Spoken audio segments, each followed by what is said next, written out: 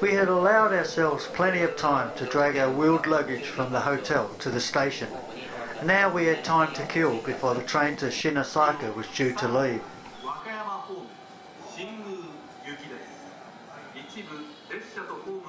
I left my girlfriend to guard our bags and went in search of platform activity.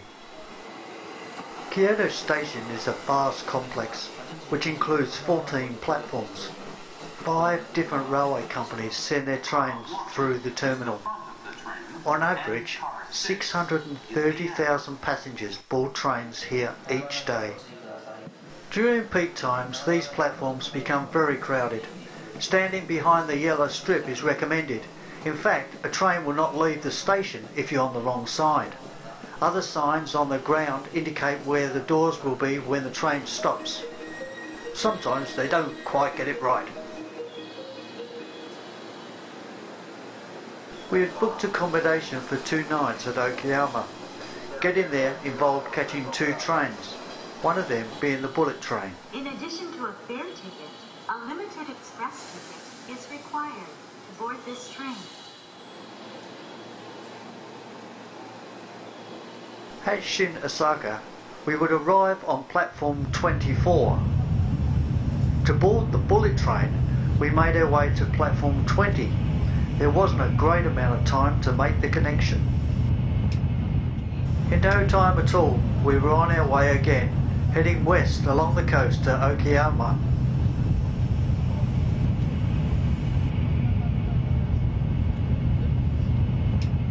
We will soon make a brief stop at Himeji. Passengers going to the Sanyo, JR Kobe, Lantan and Kishin lines, please change trains here at Himeji. Thank you.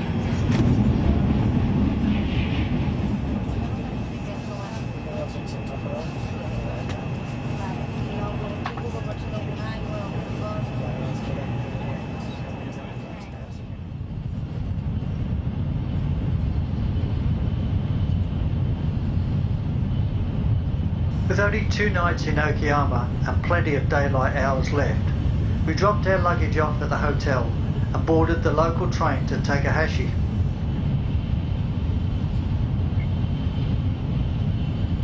Trains in Japan are a major form of transport. It is also a country that has an abundant source of rivers. The builders of these railroads often had to negotiate large flowing rivers and mountain passes to join the communities, all of which make for an interesting ride.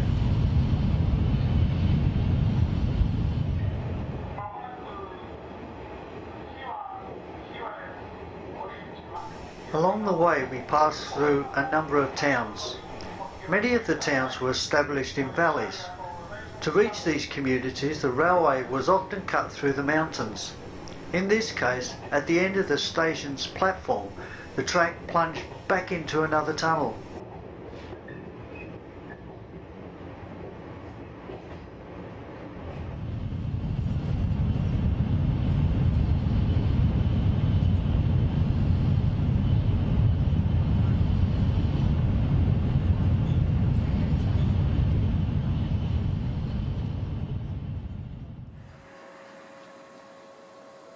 We were in town to see the Matsuyama Castle. To get there, we shared a taxi through the town with a Japanese tourist who was lucky enough to be given a running commentary about what to see along the way. Well, I think that's what the conversation was about. After the taxi had dropped us off, there was another 600-metre hike to the castle. It took about 20 minutes in hot, humid weather to make the climb. The approach passes the ruined foundations of formal castle structures that lead through multiple circles of defences before reaching the innermost castle grounds and the castle keep. The shaped holes you can see in the wall allowed the archers numerous different angles to shoot at any attacking army. At an elevation of 430 metres, it is the highest, also the oldest surviving mountaintop castle in Japan. So So, Yep, what did look we right. do when we arrived at the castle keep? We took pictures of ourselves, giving the very popular peace sign in front of the building, of course.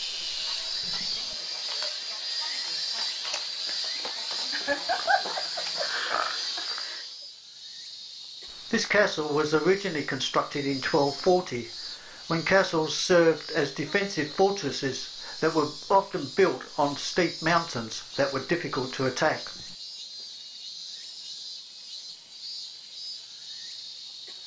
During much of the Edo period, 5 different clans were in charge of this domain.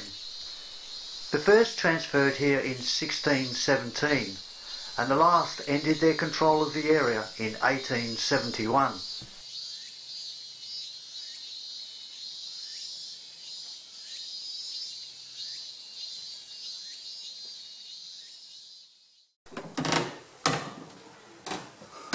Typical of mountaintop castles, the keep consists of only 2 floors.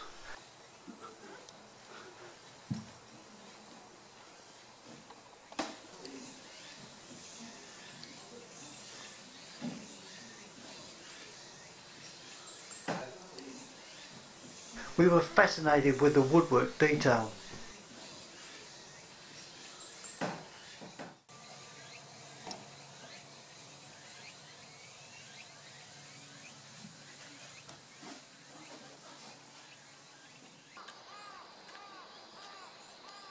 It took us over an hour to walk down from the mountain. Along the way we took in the views of the countryside. Irrigation is very important to farming communities. There's a good possibility that this man-made watercourse is hundreds of years old.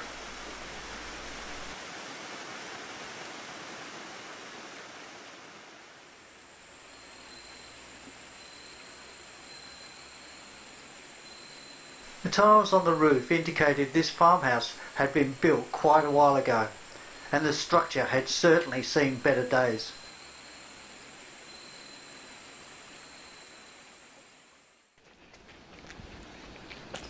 I snapped some shots as we passed through historic streets that have been preserved, and a few samurai and merchant houses were also sighted.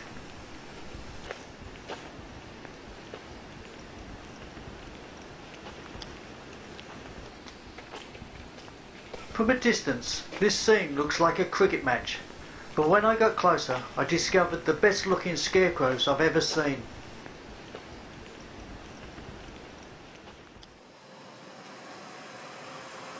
At the end of the day, we took the train back to Okayama.